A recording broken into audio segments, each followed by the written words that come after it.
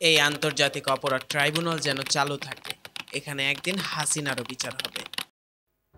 নভেম্বরের কুয়াশায় ডুবে থাকা সেই রাতে ফাঁসি কাস্টে ওঠার ঠিক আগে উচ্চারিত সালাউদ্দিন কাদের চৌধুরীর এই তীক্ষ্ণ বাক্য আজ এক দশক পর আবারও তুমুল আলোচনার ঝড় তুলেছে দেশের রাজনীতিতে।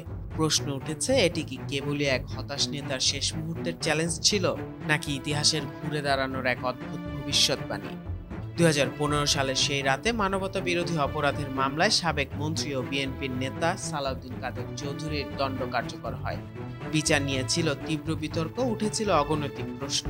তবুও তিনি শেষ পর্যন্ত নিজেকে নির্দোষ দাবি করেছিলেন। কিন্তু তার সেই শেষ উক্তিটি আজ যেন আরো তীক্ষ্ণ হয়ে ফিরে এসেছে।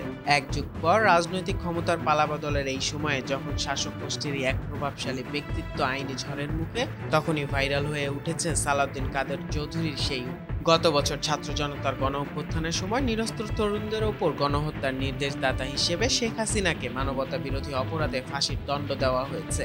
৭১-এর যুদ্ধাপরাধীদের বিচার করতে ২০১০ সালের ২৫শে মার্চ গঠন করা হয় ট্রাইব্যুনাল, আইনজীবী প্যানেল ও তদন্ত সংস্থা। সেই আদালতেই ফাঁসির রায় হলো শেখ হাসিনার।